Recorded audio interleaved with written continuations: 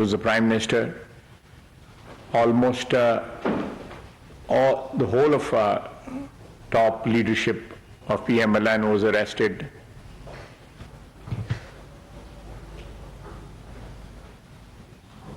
Our leader, Nawaz Sharif, was arrested. He came back from UK to surrender. His daughter was arrested. The present Prime Minister was arrested. His son was arrested. Their nephews were arrested. But never there was a sort of resistance to being arrested. I was picked up from Embassy Road and remained in jail for almost 6 months. My wife appears in the court. Almost 3 years. My wife, my son. So the victimization of the opposition was unprecedented. We have checkered history, political history of in our country, where politicians were victimized during martial laws, during military governments. But this sort of victimization and hounding was never there. Politicians were hanged. Zulfikar Bhutto was hanged. It was a judicial murder. Bibi was martyred by Benazir Bhutto was martyred by the terrorists. Nawaz Sharif was removed from government thrice. But we never resorted to the methods or sort of things which are taking place and have taken place in last 3-4 weeks, violating the law, violating the Constitution. So we are actually governing this country, the present government, under circumstances which are pretty difficult, both administratively speaking, financially speaking, and obviously, ultimately, politically speaking also. So this is a backdrop in which we are at the moment governing the country and trying to give the best. We do realize that the political capital we had when we took over or when we moved the vote of no confidence, over the period it has depleted. We paid a cost. We had the option of after the dissolution of the assembly or after the vote of no confidence to dissolve the assembly and call for new elections. But we were in the middle of a negotiating arrangement with the IMF, and interim government perhaps could not do that as effectively as a government in power, elected government in power. So that was a difficult decision, and we decided to risk our political capital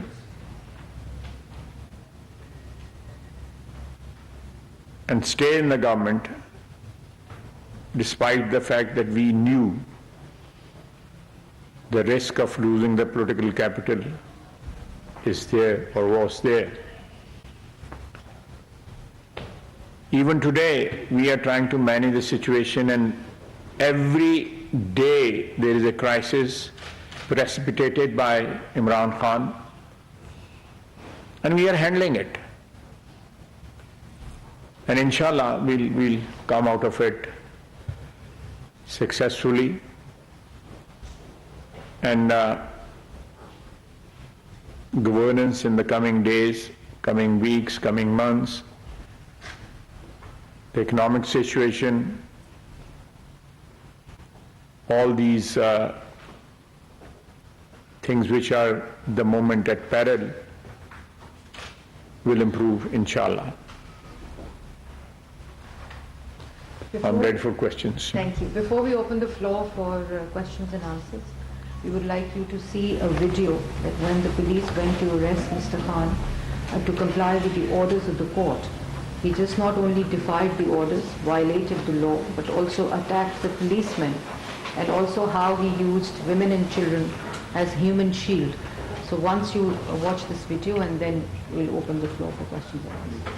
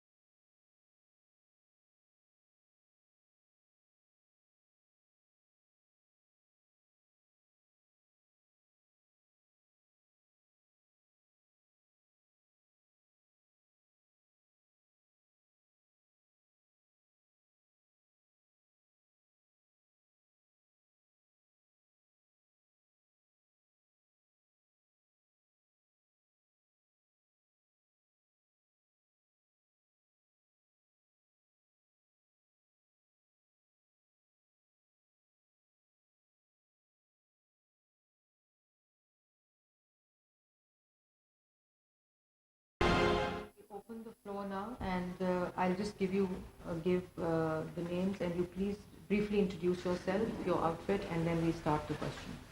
So I'll start with BBC, Charlotte Times. Sorry? Are you from BBC?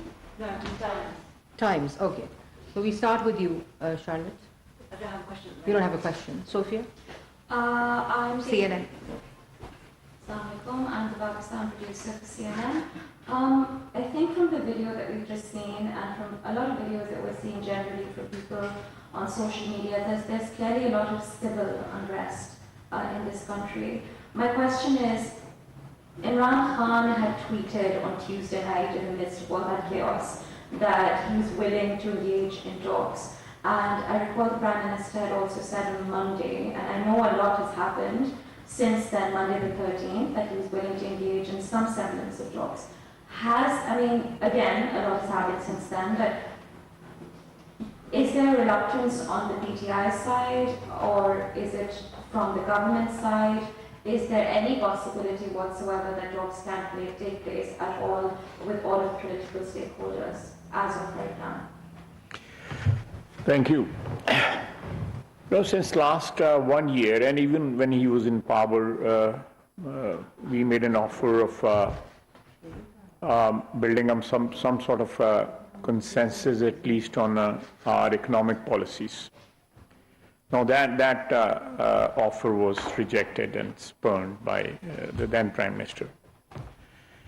During last 1 year, he has offered to talk several times with the establishment, with the military leadership. but not the political leadership.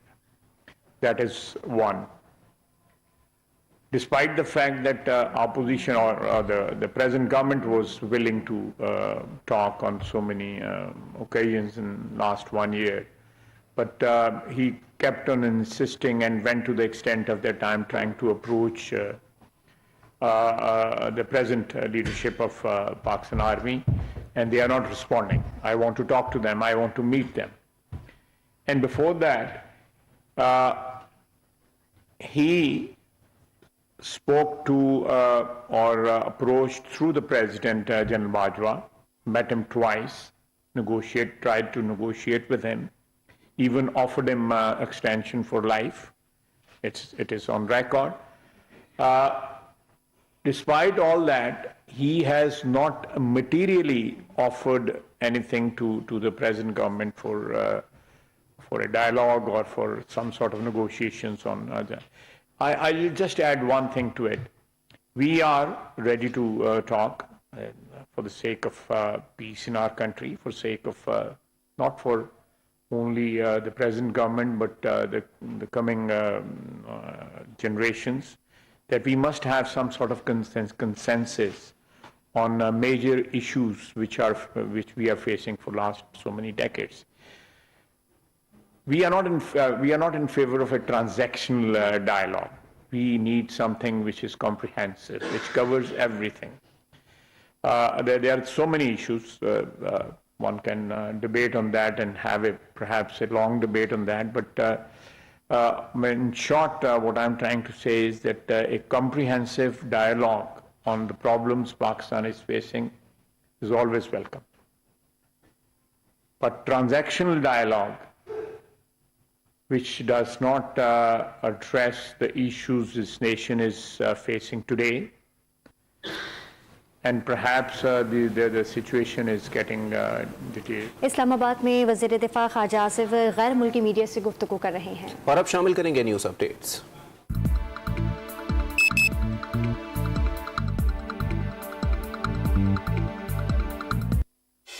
इस news update को आप तक पहुंचाने के लिए हमारे साथ ताउन किया है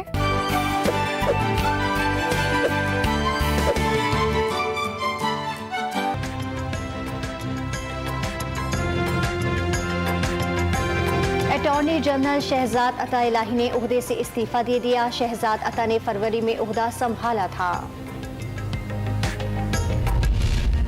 जज धमकी केस में इमरान खान के नाकाबिले जमानत वारंट काबिले जमानत वारंट गिरफ्तारी में तब्दील। वारंट मनसूखी की दरखास्त हिदायत के साथ निपटा दी गई। और इमरान खान झत्तों को लेकर अदालत पहुंचते हैं। तारीख में किसी सियासतदान ने ऐसा गैर कानूनी काम नहीं किया। वज़ीर दिफा ख्वाजा आसिफ की गैर मुल्की मीडिया को ब्रीफिंग।